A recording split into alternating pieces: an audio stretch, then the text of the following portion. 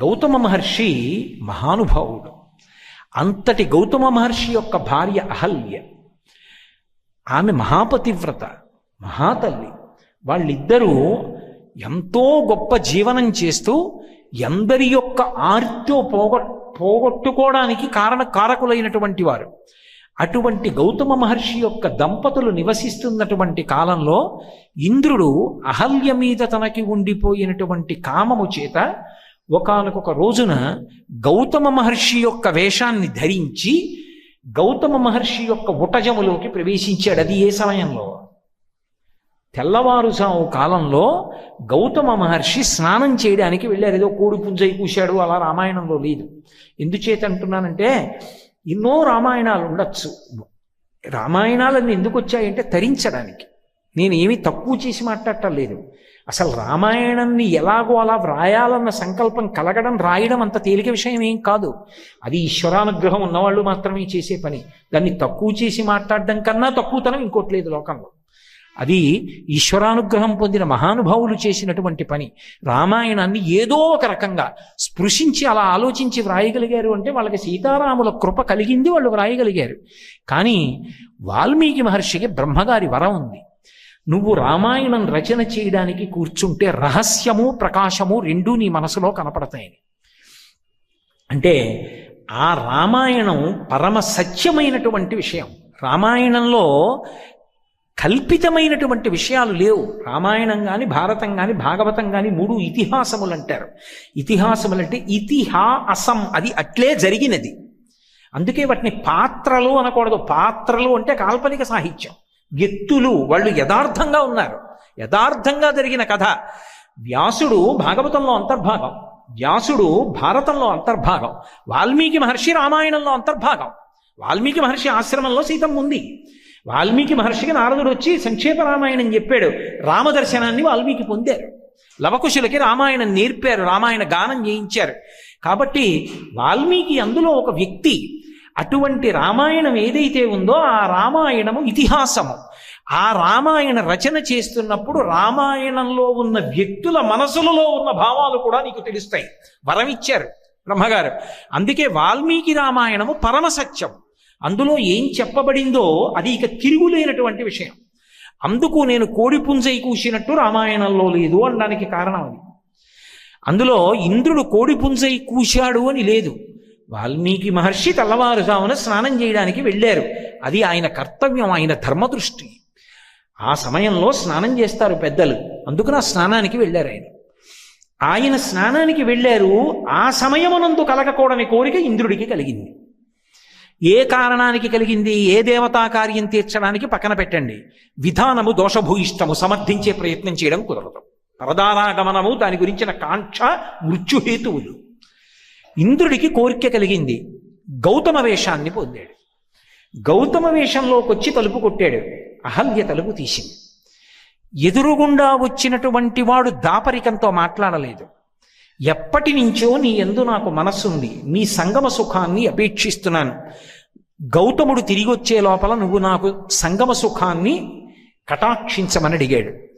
వచ్చినవాడు ఇంద్రుడన్న విషయం, గౌతముడు కాడన్న విషయం, తన భర్త కాడన్న విషయం అహల్యకి తెలుసు. తెలిసి దేవేంద్రుడు అంతటి గొప్పవాడు అనేటటువంటి కారణము చేత ఆమె కూడా లౌల్యమునకు వశమై దేవేంద్రుడితో సంగమ సుఖాన్ని అనుభవించింది. ఈ విషయం శ్రీరామాయణంలో స్పష్టంగా ఉంది. నేనేమి కల్పించి మాట్లాడటం లేదు. అహల్యయే ఒక మాట అంటుంది. ఆ ఇంద్రుడిని ఉద్దేశించి మాట్లాడుతూ, కృతార్థాస్మి సురశ్రేష్ఠ గచ్చ శీఘ్రమిత ప్రభో. నేను కృతార్థురాలనయ్యాను, నువ్వు దేవేంద్రుడివి, అటువంటి నీతో సంగమాన్ని పొందాను. గౌతముడు వచ్చే లోపల తొందరగా వెళ్ళిపో. కృతార్థాస్మి సురశ్రేష్ఠ గచ్చ శీఘ్రమిత ప్రభో, తొందరగా వెళ్ళిపో, నువ్వు నన్ను కూడా గౌతముడి నుంచి రక్షించు. ఇంద్రుడు అన్నాడు, శుశ్రూణి పరితుష్టోస్మి గచ్చ శీఘ్రం యథాగతం. నేను నీ వలన పరమ సంతోషాన్ని అనుభవించాను, ఎలా వచ్చానో అలా వెళ్ళిపోతున్నాను అని ఆయన వెళ్ళిపోయాడు. ఇంద్రుడు బయటికి వచ్చేస్తున్నాడు గౌతమ వేషధారి అయి. గౌతముడు లోపలికి వచ్చాడు. ఆయన నిలువెత్తు అగ్నిహోత్రం ఎలా ఉంటుందో అలా ప్రకాశిస్తున్నాడు. తీర్థస్నానం చేసి వచ్చాడేమో, నీళ్లు జటల నుండి కారుతున్నాయి. మూర్తీభవించినటువంటి ధర్మం. ఆయన కోపానికి వశపడిపోయే అవకాశం ఉండదు. తనని తాను నిగ్రహించుకోగలడు, తనని తాను పరిశీలించుకోగలడు. తప్పు ఎక్కడ జరిగింది, ఆ తప్పుకి శిక్ష ఎంతవరకు వేసి దిద్దాలన్నది చూస్తాడు తప్ప వ్యవస్థని కోపమునకు వశుడైపోయి మాట్లాడే లక్షణం ఉన్నవాడు కాదు. ఇది గౌతముడి యొక్క గొప్పతనం. గౌతముడు చూసి చూడగానే గుర్తుపెట్టాడు, దోషం చేశాడని. నా వేషంలో వచ్చి చేయరాని పని చేశావు కాబట్టి అకర్తవ్యమిదం తస్మాత్ విఫలత్వం భవిష్యతి. నేను పురుషుణ్ణి అన్న భావన నీలో ఉంది కాబట్టి చెయ్యరాని పని చేశావు, కర్తవ్యము కానిది చేశావు. ఏది చెయ్యాలో అది చెయ్యలేదు, ఏది చెయ్యకూడదో అది చేశావు. అది చెయ్యడానికి నీకు ఆధారం నేను పురుషుడను అన్న భావన. నీ భావనకి కారణమైన నీ వృషణములు రాలి నేల పడిపోవుగాక, నీకు పుంస్త్వం ఉండదు ఇక అని పేతతరు వృషణౌ భూమౌ సహస్రాక్షస్య తక్షణాత్.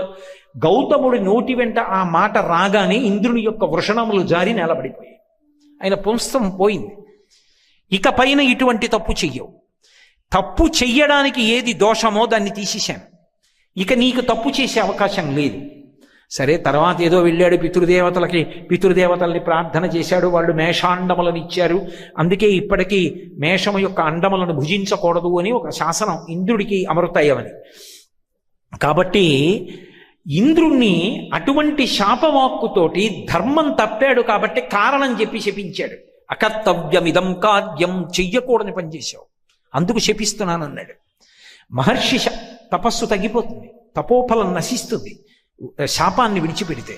అయినా ధర్మరక్షణ చెయ్యాలి, అందుకని ఇంద్రుణ్ణి శపించాడు భార్యని. ఇక్కడ మీరు చాలా జాగ్రత్తగా పరిశీలించాలి. నేను నా భార్యని విడిచిపెట్టేస్తున్నానని గౌతముడు అనలేదు. ఎందుకు అనలేదంటే ఒకటే కారణం, అసలు ఈ దేశ సంస్కృతిలో, ఈ దేశ సంప్రదాయంలో విడాకులన్న మాట లేదు, భార్యాభర్తలు విడిపోవడం అన్న మాట లేదు. సావో రేవో, ఒకసారి పెళ్ళయ్యాక అంతే. ఆమె నీ మాట వినదా, నువ్వు అదృష్టవంతుడివి, వైరాగ్యం వస్తుంది. ఆమె నీ మాట వింటుందా, నువ్వు అదృష్టవంతుడివి, ఆమెతో కలిసి అనేక ధర్మకార్యాలు చెయ్యి. తప్ప ఆమెని నేను విడిచిపెట్టేస్తున్నాను, ఆమెని పరిత్యజిస్తున్నాను, ఈ మాట లేదు. అందుకే విడాకులన్న మాట మీకు కనపడదు. ఏ పెద్ద దోషం చేస్తే అసలు భార్య నా మాట నచ్చో ఆ మాట గౌతముడు వాడలేదు. అందుకే ఆయన అన్నాడు, నువ్వు చెయ్యరాని పని చేశావు, ఇంద్రుడిని తెలిసి కూడా సంగమించావు, అందుకే నువ్వు ఇదే ఆశ్రమంలో బహు నిత్వం వసిష్యసి. ఎలా? వాయుభక్ష నిరాహార తప్యంతి భస్మశాయిని అదృశ్యా సర్వభూతానాం. ఈ ఆశ్రమ ప్రాంగణానికి వచ్చినటువంటి ఏ భూతమునకు కూడా ఇక్కడ నువ్వు ఉన్నావన్న విషయం కనపడదు. నువ్వు అన్నం తిన్నావు, తిన్న అన్నంలోంచి రజోగుణం పుట్టింది, రజోగుణం పుట్టింది కాబట్టి అధర్మమైన కోరిక పుట్టింది, అధార్మికమైన కోరిక తీర్చుకున్నావు, అందుకే అన్నం తినకింక. ఎంత గొప్ప అనుగ్రహం అండి! భార్యని ఉద్ధరించుకుంటున్నాడా? అంత తప్పు చేసిన భార్యని ఉద్ధరిస్తున్నాడు తప్ప విడిచిపెట్టట్లేదు. అందుకే వాయుభక్ష, గాలి తిను. ఆమె ఆ శక్తి ఉంది ఆవిడికి. నిరాహార, ఆహారం పుచ్చుకోకు. తప్యంతి, తపస్సు చెయ్యి. భస్మశాయిని, షాయి అంటే పడుకుని ఉండడం, భస్మశాయిని భస్మమునందు పడుకుని ఉండు. ఆవిడ్ని శిల అయిపోమ్మని చెప్పలేదు, శిల అయిపోతే ఇంక చైతన్యమే ఉంటుంది, ఇంక తపస్సు ఏం చేస్తుంది? భస్మశాయిని, భస్మము చేత కప్పబడి ఉంటావు. అదృశ్యా సర్వభూతానాం, సమస్త భూతములకు నువ్వు కనపడవు, అలా ఉంటావు. తపస్సు చెయ్యి. నీ తపస్సు పండిన రోజు ఒకటి వస్తుంది. ఆ రోజు గుర్తు ఏమిటంటే రామలక్ష్మణులు వస్తారు. రామలక్ష్మణులు వచ్చిన తరువాత నువ్వు ఏ పాపం చేశావో ఆ పాపం నీ తపస్సు చేత పోయిందని గుర్తు.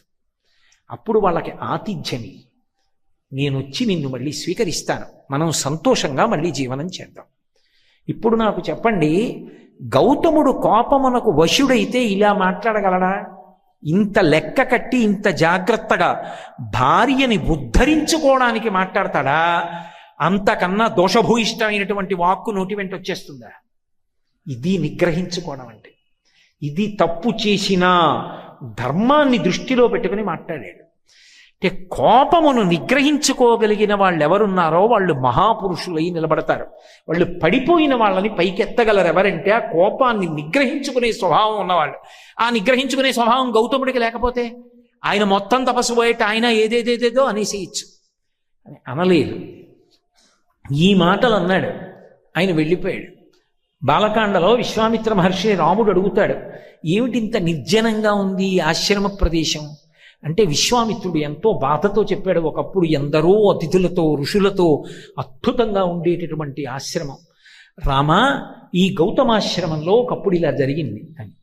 విశ్వనాథ సత్యనారాయణ గారు రామాయణ కల్పవృక్ష రచన చేశారు. అందులో బాలకాండలో అహల్యా వృత్తాంతం గురించి, అహల్యా శాప విమోచనం గురించి మహానుభావుడు రామాయణాన్ని అనుభవించి రామాయణాన్ని కల్పవృక్షంగా ఇచ్చి తరించిపోయినటువంటి వాళ్ళలో విశ్వనాథ సత్యనారాయణ గారు ఒకరు. ఆయన ఒక మాట అంటారు, ప్రభుమేనిపై గాలి పైవచ్చినంతనే పాషాణమొకటికి స్పర్శ కలిగి, ప్రభుకాలి సవ్వడి ప్రాంతమైనంతనే శిలకొక్కదానికి చెవులు కలిగి, ప్రభుమేని నెత్తావి పరిమళించినతోన యశ్మంబు ఘ్రాణేంద్రియంబునుంది, ప్రభునీలరత్నతోరణ మంగళాంగంబు కనవచ్చి రాతికి కనులు కలిగి, ఆ ప్రభుండు వచ్చి ఆతిథ్యమును స్వీకరించినంత హృదయ ఉపల వీధి ఉపనిషద్వితానములికి శ్రీరామ భద్రాభిరామమూర్తి యగుచుతూచే అన్నారాయణ. రాముడు వస్తుంటేట పంచతన్మాత్రలు పనిచేయడం మొదలుపెట్టాయి. ఆవిడ తపస్సులో ఉండిపోయింది. ఆ తపస్సులో ఎవరికీ కనపడకుండా తనలో తాను అంతర్లీనంగా వాయుభక్ష నిరాహార తప్యంతి భస్మశాయిని అయ్యున్న తల్లి బహిర్ముఖురాలవుతోంది. ఆ బహిర్ముఖురాలు అవడం వర్ణించారు విశ్వనాథ వారు. అబ్బా, ఏమి తపస్సు చేశాడో మహానుభావుడు. ఆ రామచంద్రమూర్తి వస్తూ ఉంటే ప్రభుమేనిపై గాలి పైవచ్చినంతనే పాషాణమొకటికి స్పర్శ కలిగే, రాముణ్ణి తగిలిన గాలి అహల్యకి తగలగానే స్పర్శ తెలియడం మొదలుపెట్టింది. అంటే చైతన్యం వస్తోంది, చర్మం పనిచేయడం మొదలుపెట్టింది, స్పర్శ వచ్చింది. ప్రభుకాలి సవ్వడి ప్రాంతమైనంతనే శిలకొక్కదానికి చెవులు కలిగి, రామచంద్రమూర్తి యొక్క అడుగుల చప్పుడు వినపడగానే చెవులు పనిచేయడం మొదలుపెట్టేయటం, శాప విమోచనం అయిపోతోంది. శిలకొక్కదానికి చెవులు కలిగి, ప్రభుమేని నెత్తావి పరిమళించినతోన యశ్మంబు ఘ్రాణేంద్రియంబునుంది, రామచంద్రమూర్తి నుంచి వచ్చేటటువంటి ఆ సువాసన తగలగానే ముక్కు పనిచేయడం మొదలుపెట్టింది. ప్రభునీలరత్నతోరణ మంగళంగంబు కనివచ్చి రాతికి కనులు కలిగి, ఆయన యొక్క నీలకాంతి, ఆ రామచంద్రమూర్తి పుంసాం మోహన రూపాయ పుణ్యశ్లోకాయ మంగళం, ఆయన నడిచొస్తుంటే ఆయన కాంతికి కనురెప్పలు విచ్చుకుని చూడడం మొదలుపెట్టేయటం. మరి నాలుక, ఆయనకి ఆతిథ్యం ఇచ్చిన తరువాత నాలుక పనిచేయడం మొదలుపెట్టింది. శ్రీరామ భద్రాభిరామమూర్తి యగుచుతూ చేయి, ఇక సీతా కళ్యాణమై శ్రీరాముడు కాబోతున్నాడని తెలుసుకుంది. రాముడు నా వల్ల శాప విమోచనమైందనలేదు. రాఘవౌతు తతస్తస్య పాదౌ జగృహుతుస్తథా స్మరంతి గౌతమవచః ప్రతిజగ్రాహ సాచతౌ అన్నారు మహర్షి. అహల్య ఇలా పైకి లేవగానే రామలక్ష్మణులు ఇద్దరూ వెంటనే కింద పడి అహల్య పాదములు పట్టుకుని నమస్కారం చేశారు. నేను నమస్కరించవలసినటువంటి లోకమాత అయ్యున్నది అహల్య, తన తపస్సు చేత తన పాపాన్ని పోగొట్టుకుంది. ఆమె పేరెత్తిన వాళ్ళ పాపాలు కూడా పోతాయి, ఇక ఆవిడ గతంతో సంబంధం లేదు. రెండు, తను బ్రహ్మచారిగా ఉన్నారు, ఎదురుగుండా ఉన్నది గృహస్థు మహర్షి యొక్క ఇల్లాలు, అంత తపస్సు చేసిన తల్లి. రాముడు నేల మీద పడి తన ధర్మాన్ని నిరూపించుకున్నాడు, ఆవిడ కాళ్ళకి నమస్కారం చేశాడు. ఆవిడ స్మరంతి గౌతమవచః, అది భర్త మీద గౌరవం అంటే. ఎంత గౌరవం తల్లికి! ఆయన మాట జ్ఞాపకానికి వచ్చింది. ఓ రామలక్ష్మణులు వస్తారు, వాళ్ళకి ఆతిథ్యం ఇమ్మన్నాడు. వెంటనే పిలిచి కూర్చోబెట్టి ఆతిథ్యం ఇచ్చింది. ఆవిడ ఇప్పుడు లోకములన్నిటి చేత పూజించి గౌరవింపబడవలసినటువంటి మహా ఇల్లాలు, మహాపతివ్రత ఋషిపత్ని అయింది. అటువంటి అహల్యామాత విషయంలో గౌతమ మహర్షి శాపాన్ని ఇచ్చేటప్పుడు కోపాన్ని వాడేటప్పుడు ఉద్ధరణకి హేతువులుగా ఇంద్రుడి పట్ల కానీ అహల్య పట్ల కానీ కోపాన్ని ఎంత వశం చేసుకుని ఒక సాధనంగా అవతల వాళ్ళని పైకెత్తడానికి ఉపయోగించారు తప్ప, మార్పు తేవడానికి ఉపయోగించారు తప్ప, కేవలం తప్పు చేశారని కోపం పెట్టుకోవడానికి ఉపయోగించలేదు. ఇది ఇది న్యాయం అంటారు. న్యాయము అంటే ఏంటంటే ఏ పరిస్థితుల యందు అన్నది చూద్దాం. ఆ పరిస్థితులను చూశాడు. చూసి దోషానికి కారణాన్ని అంచనా వేశాడు. అంచనా వేసి ఆ దోషం మళ్ళీ కలగకుండా ఉండడానికి ఏం జరగాలో అది శిక్షగా వేశాడు తప్ప తనకి కోపం వచ్చేసింది కాబట్టి అదుపు తప్పిపోయి గౌతముడు మాట్లాడలేదు. ఇది మహాత్ముల యొక్క జీవితాలు. అటువంటి రామాయణానికి మనం వారసులం. అటువంటి గౌతముడే అహల్యని ఉద్ధరించుకున్నాడు. భార్యలో ఏదో చిన్న చిన్న లోపాలున్నంత మాత్రం చేత భార్యని విడిచిపెట్టేస్తానని పురుషుడు అనొచ్చా? అనకూడదు. అసలు ఆడదానికి పెద్ద శిక్ష ఏమిటి అంటే భర్త మనసులో స్థానం నుంచి జారిపోతూ ఉండడమే. అంతకన్నా శిక్ష లోకంలో ఇంకోటి ఉండదు. ఏ స్థానం భర్త ఇచ్చాడో ఆ స్థానంలో ఊంచుకోవడం చేతకాక జార విడుచుకొని కిందకి దిగిపోతుంటే అది దోషమేమో కానీ అలా జారుతున్నా ఉద్ధరించుకున్న భర్త లోకానికి ఆదర్శవంతుడయ్యాడు గౌతముడు.